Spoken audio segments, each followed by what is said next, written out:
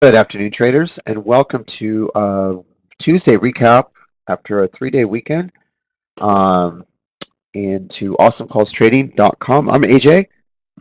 This morning's pre-market list was pretty good. I believe I received a 99% rating from the traders in the chat room, and some of the stuff was just really, really to the point, like on point within a dime of our calls. But this morning, when I woke up, the first thing I saw was I saw wind down 11 points this morning. It closed at 152 and it was sitting here at $140.50. And obviously that's at 4 o'clock in the morning. And my first reaction was why? And obviously the coronavirus over in China has a lot of major concerns on the casinos, the traveling, the holiday, everything.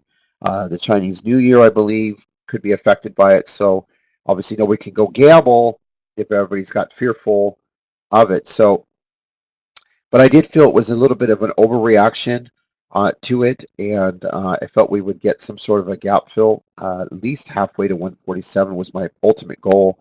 So I went ahead and went long, and I did announce it on Twitter because I was not in the room, and I'm very, very, very transparent how I trade. I do not hide anything. I do not tell after the fact. I will never do that.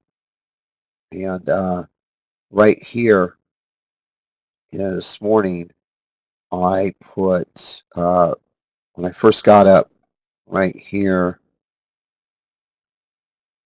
right there, and I put win 142.55 will add on weakness. Thinks this down is way too much. A overreaction. Looking for some short covering at the open. Should be fun.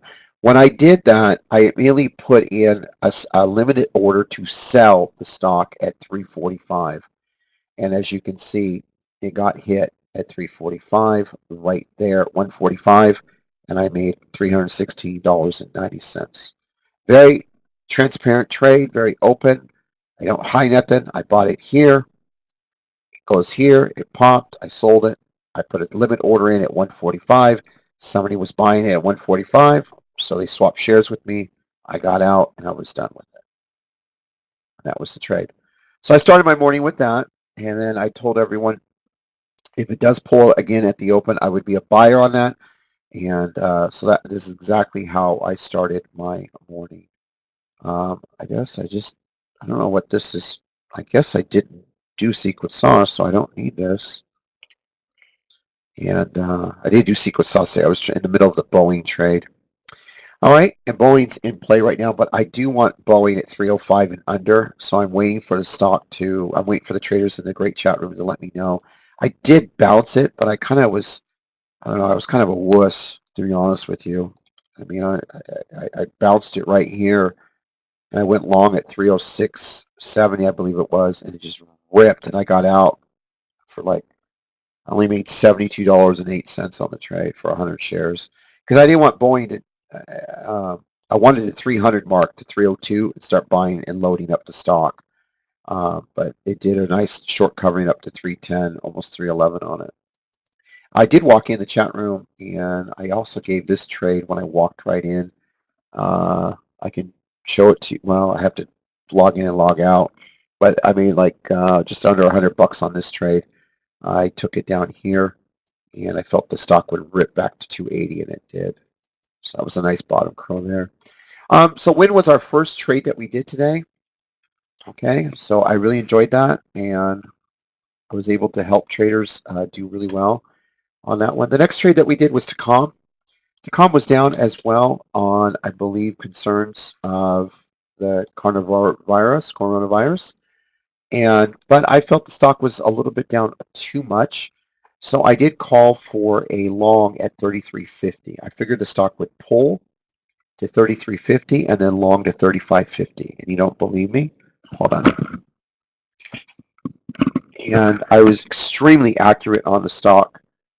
If you look how I wrote, and a lot of traders did very well on it. Tacom, this will pull to 33.50 at the open, and it will grind back 2 points to 3 points to the upside. So 33.50 would go to 35.50. And as you can tell, Tacom hit 33.50 and the stock is now 35.50, just a tad under 35.50, and it's actually right there at 35.50 again.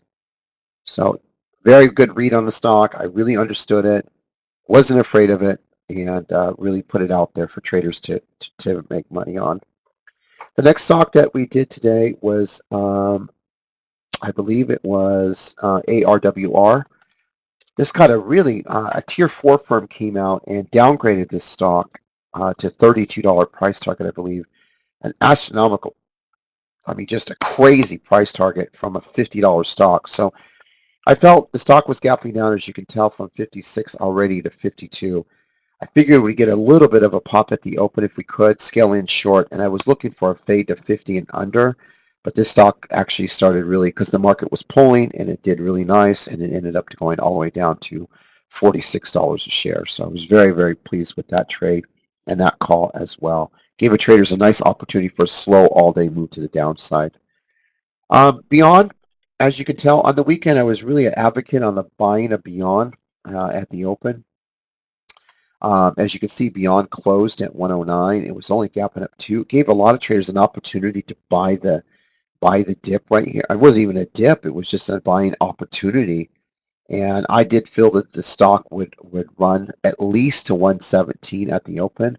And for the most part, I was correct. And I called for a long at the open to 117, 115 to 117.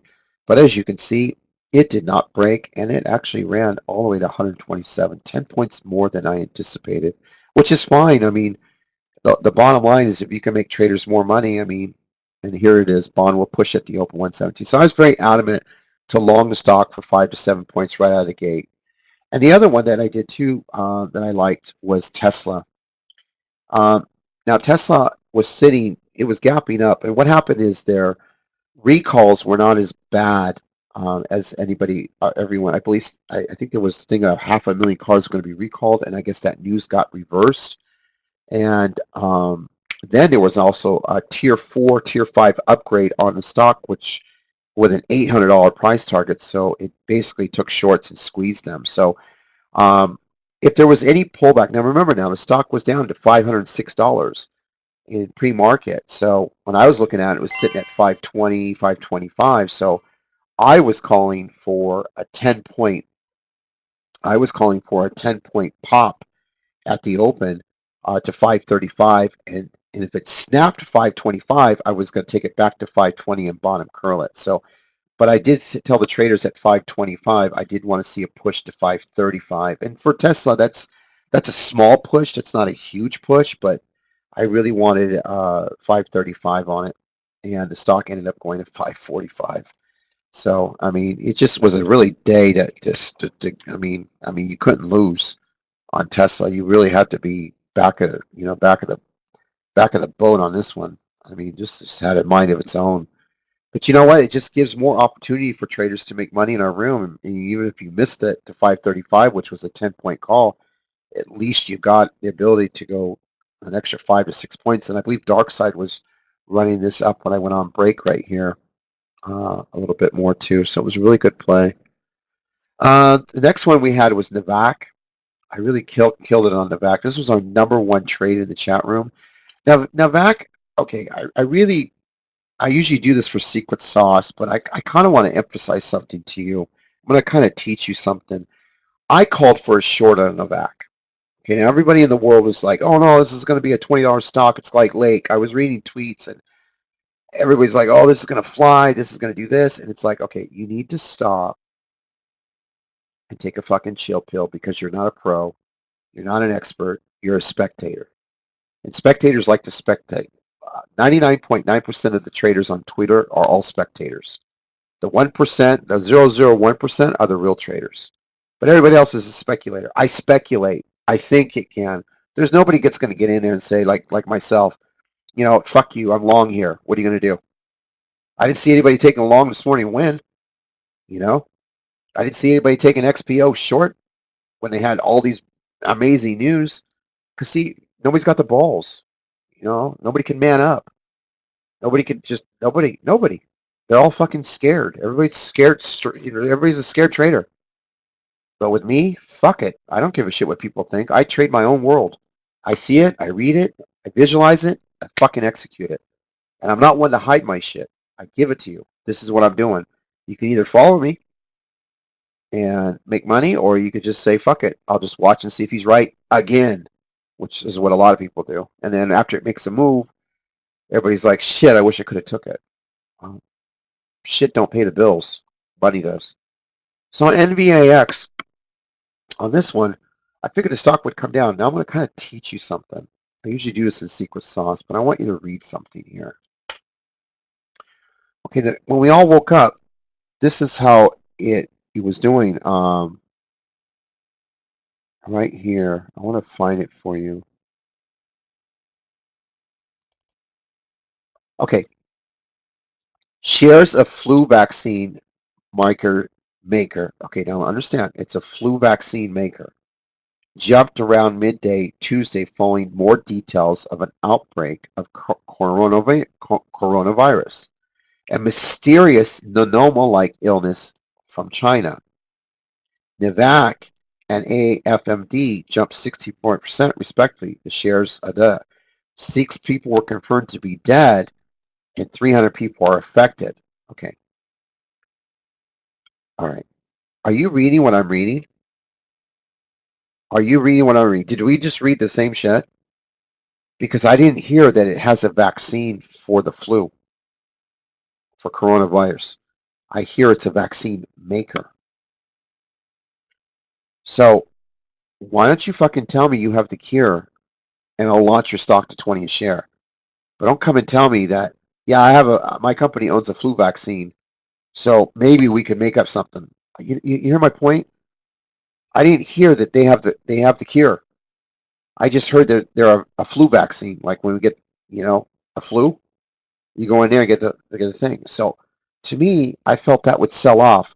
Now, I'll give you I'll give you the idea right here on the Navac. I'll give you down to 7.2, all right, and 7.4, but I'll give you value, which is what I did. So I gave it value, and I said the stock would come down to where is it? Right here. Number 1 pick. This would be a sell-off to 7 to 7.5. That's what I felt the stock would do. 7 to 7.5. Boeing's moving right now. Right now, you can see right here. It popped, but I don't know if this is going to last up here. Darkside's been calling this, but I got crazy. I went long here and I got out here because it pulled and I figured it was going to 305. I didn't get back in there, but it's pushing. Might have room to 313.85 and then room to 314.33. So I don't know. At least I got some of it than none of it.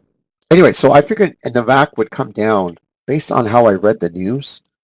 And I felt, well, unless they had a cure, I didn't see the sense in it. So I called for a short at $10 and it double topped perfectly at 10. And I wanted it 7 to 7.5. And it hit $7.31. It was a great play. The next trade we did today was TDD.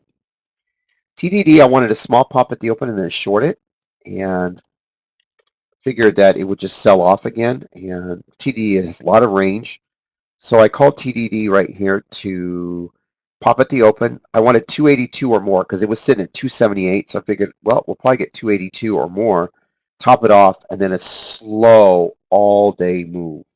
I wanted a 6-point sell-off or more pullback, and then a slow all-day move to the upside. The more it pulls, the better the range for us. So if it yanked, I wanted to long it. Otherwise, I was going to pop it out of the gate, top it off, fade it 6 points or more, bottom curl and go long. The stock just did exactly what we said. Actually, I want you to look closely. When I wrote these notes, it was down here. See this 278? I wrote the notes right here at 278. So again, I was looking for 282 at the open. It popped right before the bell, 10 minutes before the bell, to 280, smashed to 282, and just ripped to 286. Then it even ripped even higher. But you can see this is what TD does. This is why it's a nice trading vehicle. I mean, you can make, so, and not only, yeah, you made 2 or 3, but you could have made 6 and then 6 to the downside. So, I mean, it's a phenomenal trader. I love it every day. And then I came back in the room and I saw this bottoming and I just went long right here. And I had room to do 270, I told the room, and the stock ran to 280. So I got out for a point, $1 and 1.10 or something like that. I'm crazy. I always get out early. Thinking of taking this Boeing here, 500 shares. See if it pops.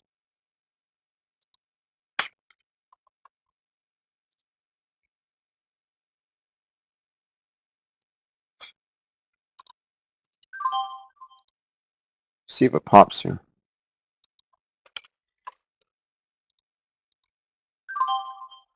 Okay. I just took 500 shares and I just made $90. Fuck it. Fuck it. You know, I'm in a room to make money, not to stare at money. Anyway, so I did that one. What else am I gonna fucking do? I'm doing a webinar, so I can't really focus and stare at it. But you know, fuck it. Money's money. All right, let's do another one. What else did we do? HTHT.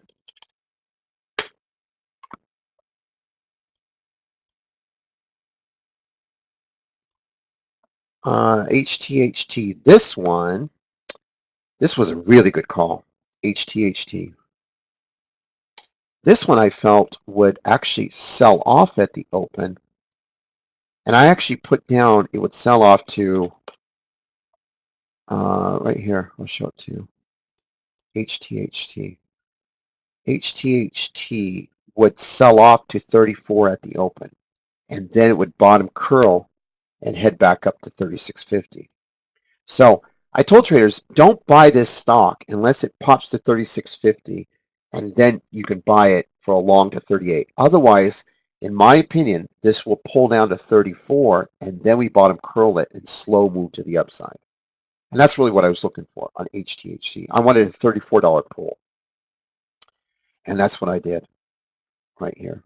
And as you can see, I missed it by 11 cents. I mean, just fucking butter. Smashed it to 34.11. And it went all the way up to $36. It was a great fucking ball. Seriously. And then a couple other things we played. Las Vegas Sands. This was a long and then a short. It's kind of downgrade, but it was down way too much between the flu and wind being down. This was down at 68. I wish I could have bought that, but we were a buyer at 69. We were looking for 71, 72 at the open, and then a fade off on the stock, and that's what we were calling right here in Las Vegas Sands. We wanted to pop it open to 70, 50 to 72. We were buyers at 68 in pre-market, and we just felt it would gap fill back to 72, and that's exactly what it did. A couple notables happened today. Raphael came in and gave us Neo in the room. I believe he gave us around. He was longing from 423, and he was walking us up for a point to 529. So thank you for that one. And I believe N it was NN something. I think it's NNVC. Yeah. In the morning, you could tell it was a pump and dump, and a lot of people lost money. But late in the afternoon, the stock started getting momentum, which it broke out off this flag with volume, as you can see. This is the area of breakout, and I believe Raphael was calling it out, and Dark Side was calling it out, and Gianni was calling it out on the mic, and the stock ran all the way 13. I didn't trust this stock when I saw this happen this morning. I don't like stocks like this, and I came in the room, and when I walked in, it was sitting right here, and I've actually had some bad luck chasing shit lately. I get overzealous because I'm having a good day, and I tend to fuck up. So I went back to my roots and said, you know what? If you don't feel it, don't take it. So I was going to take 1,000 shares here at 12.81. As you could see, I would have lost $4,000 like a fucking idiot. So that's why I didn't take it. And I could tell the market makers are a bunch of dicks. Look at them. See that? Fucking assholes. Look how they play this shit. They play to take your money. They don't want you to make money. It's okay. Great here to go long. Shit, if I was in the room, I would have done 3,000 shares. I would not even hesitate. Not with these buys. I knew I would have launched that up here. At a point and a half on 3, I would have took 75 cents on 3,000 shares. Fuck that shit. But I wasn't in the room, so Raphael and Darkside and everyone played it. It was a good trade. That's it. So that is our webinar recap. It was a wonderful day in here. I really enjoyed trading today. Coming back from I was just itching yesterday. You should have seen me. Couldn't sleep. I mean, I was studying all day yesterday because today it starts, and it starts with Netflix. And right now, this is kind of a bad sign to me. When they buy this shit into earnings, I don't know. I don't trust it. 9 times out of 10, I've always seen it just yank. And anyway, this is in play tomorrow, and I made enough money today where, and this is another thing. Listen, we're in earnings season, and my job is I make my money quick. And if I see a scalp, I take it like a Boeing. I'm going to take that shit. But, you see these dudes, oh, I got this after hours. I traded this after hours. And I think to myself, what the fuck did you do all day? Sit on your ass? What the fuck did you do? That you have to force yourself to take a trade after hours? Man, I'd rather just trade, make my money, hit my goal, get the fuck out. In my instance, I can't get the fuck out. I have to keep helping traders until they hit their goals. But for me, I'd rather wait, and I'm a really advocate of this because I have lost more than I have won in after hours because you never know the unknown. One report reads this, and then it just slams because, whoops, we forgot that. And so the way I run my shit is, for me personally, I would wait till tomorrow. I would look at the analysts they can look. I will look at it as an analyst. I will make a decision what the stock is worth. I will read the numbers. And if I think it's going to run out of the gate, I can size in at 300-400 shares and get 3 points out of the gate and be done for the day. My goal is to make 1,000 a day. That makes me happy. Some guys in here, they do 2,000 or 3,000 a day. Noel's like 3 a day. And other people are like $100 a day, $300 a day, $200. It doesn't matter. $50 a day. But for me, when I take a call and I take an idea and I take a trade, I want to be right. I don't want to be guessing. I don't want to think maybe. It's either I hit it and I'm going to do it and I'm going to win it, or I don't take the trade. And that's just me. So I'd rather wait till after the fact and look at the news and then trade the next day. So when you have these earnings making $20 pops, just chill. Don't say to yourself, man, I missed that. You didn't miss anything. Okay? Because I've seen stocks run 20 points and do this. This is like a typical earnings. Earnings sounds good, and look at it runs all the way to what? 350. And all of a sudden, one comment made in the book, bam, you're red and you're broke. You're working at Taco Bell, selling cars over at fucking Ford. Okay? Don't trade like that. Live for another day. Okay? All right. So that's my theories on aftermarket fucking traders that chase shit because they didn't make money all day. All right. Hey, welcome to Awesome Calls. It was a wonderful day. Great calls today. 99% accuracy. Can't wait to do it tomorrow. It's going to be fun. We are in earnings season, full blown. Next 90 days, it's going to be fucking on fire in here. Can't wait. All right, man. See you tomorrow.